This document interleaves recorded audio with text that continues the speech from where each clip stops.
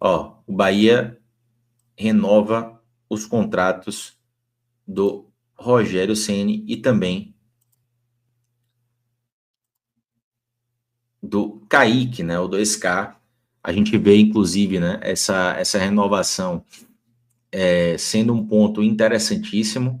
Aliás, eu acho que tem algumas coisas para a gente poder ponderar em relação ao Rogério, né, que não tem como a gente se excusar na realidade. Porque o Rogério, assim, o Rogério é um treinador que ele está no Bahia desde setembro de 2023. Eu acho que isso é uma marca bem impactante, né, porque de setembro de 2023 para cá, a gente vai completar daqui a pouco, né? Falta muito pouco na realidade. A gente vai completar um período de 2 anos de trabalho. Para o futebol brasileiro, isso é muita coisa. Mostra bastante como o Grupo City pretende trabalhar, né? Eu acho que isso é flagrante, assim, a metodologia, as ideias do grupo, né? São coisas que ficam à vista para todo mundo, né? É muito claro que o grupo prefere a manutenção do treinador, que o grupo prefere ter uh, as suas ideias, né, destacadas ali no contexto no contexto do clube a partir de treinadores que têm uma atuação mais longeva, e isso também acaba fazendo parte do que é o Rogério. É importante deixar claro, né, que o Ceni ele tem 59% de aproveitamento. Se a gente for contabilizar todos os jogos que ele participou, com 65 vitórias, 23 empates, 35 derrotas, são 123 jogos, né? Então tem algumas conquistas que chegaram para o clube. É logicamente que em termos de título, o Ceni tem o título baiano como um ponto importante, né? O título que ele conseguiu conquistar, o título que inclusive veio nessa temporada, e um retorno da Libertadores, né, depois de 36 anos. Então, assim, há muito o Bahia não conseguia chegar nesse contexto de Libertadores, chegou, não conseguiu se classificar na primeira fase, é bem verdade, e está na Sul-Americana, né, com uma possibilidade de avançar, né, tendo em vista a qualidade do elenco do Bahia e tudo mais. Se a gente for contabilizar, assim, o cenário, né, do Ceni e for observar, dentro do contexto, né, do universo ali do Grupo City, o Ceni é o terceiro treinador com mais tempo de trabalho, né? O Guardiola está na frente, o Mitchell do Girona é o segundo, e o Ceni vem logo em seguida como o terceiro treinador da história ali do universo City, né? Que mais tempo de trabalho tem. Isso é um ponto extremamente positivo, né? Se a gente for observar. E eu acho que isso é algo que não tem como a gente deixar de lado, sabe? Eu acho que é uma coisa importantíssima, sabe? Então, assim, é nítido que é um treinador que bateu metas, acho que isso é inquestionável, né? Bateu metas, é um treinador que existem, como que eu posso dizer assim, existem ressalvas também a serem feitas, que eu vou mencioná-las logo menos, tá? Mas, assim, se a gente for pensar de uma maneira muito fria, as metas que o grupo estabeleceu, o Rogério bateu, né? Ele alcançou as metas do grupo. Isso quer dizer que é o suficiente para o elenco que o Bahia tem? Não, né? Isso quer dizer que o Bahia chegou no seu ápice de futebol? Também penso que não, né? Acho que dá para extrair mais desse elenco do Bahia. E aí eu acho que vem ressalvas que devem ser pontuadas. Acho que a primeira delas é a forma como se utiliza a base, né, dentro desse contexto de trabalho, né, do Rogério Ceni, no escopo do trabalho do Rogério Ceni. A base, ela tem uma utilização que ela é muito vinculada em determinado momento a primeiro trimestre, né?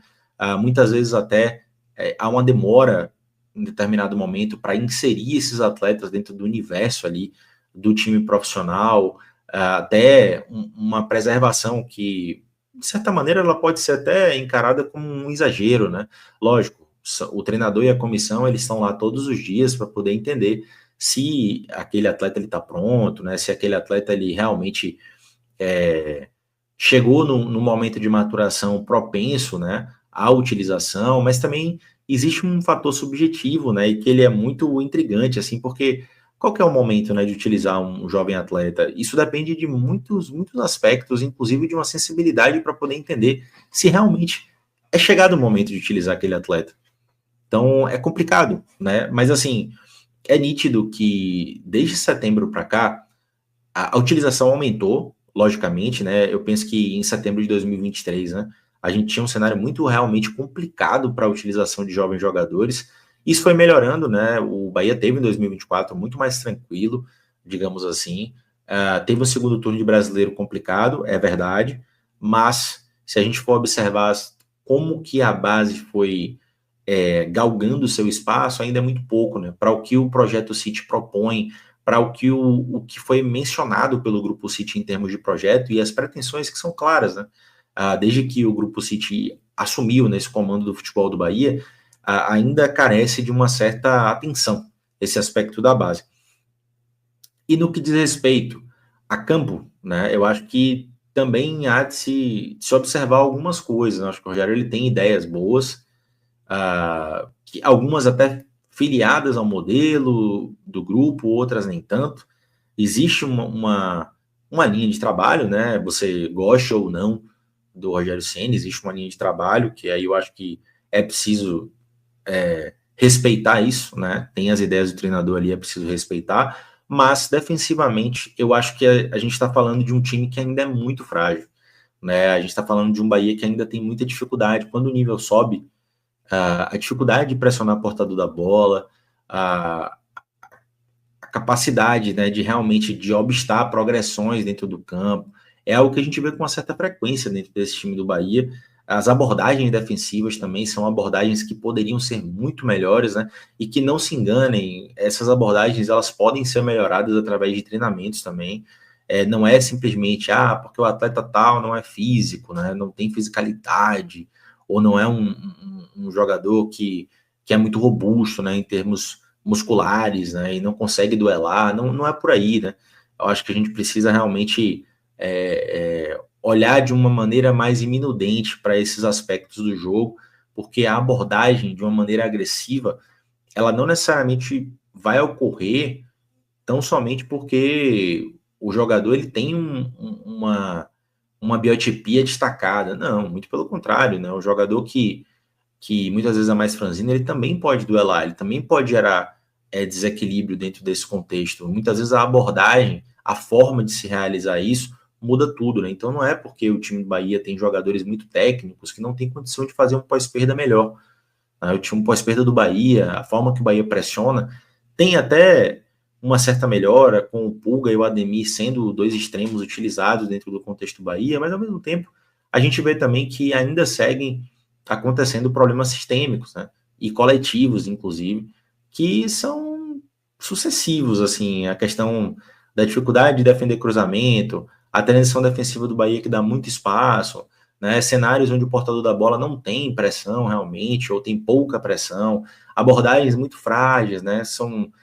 O balanço defensivo também é um balanço que permite, concede muito espaço, dá muita margem para as viradas de jogo acontecerem, às vezes é descoordenado, uma linha média, né? Essa linha média, o Bahia defende um bloco médio e um bloco baixo no 4-5-1, e assim, é muito complicado, porque a forma como se opera isso é difícil, né? É complicado.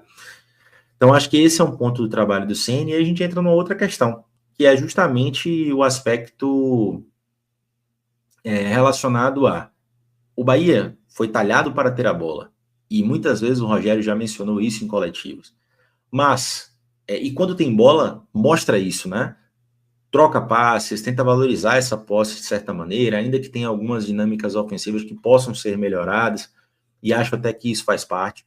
Mas, ao mesmo tempo, a gente começa a perceber que quando o Bahia perde a bola, o comportamento não parece o de uma equipe que quer ter a bola todo o tempo, porque falta pressão no portador, falta ser mais agressivo para recuperar a bola e manter essa posse o mais rápido possível, para poder valorizar o que o Bahia tem de melhor, que é justamente esse aspecto, e não precisar, por consequência, correr para trás, né, de se desgastar com jogadores que muitas vezes não têm essa característica de largos espaços no campo, né?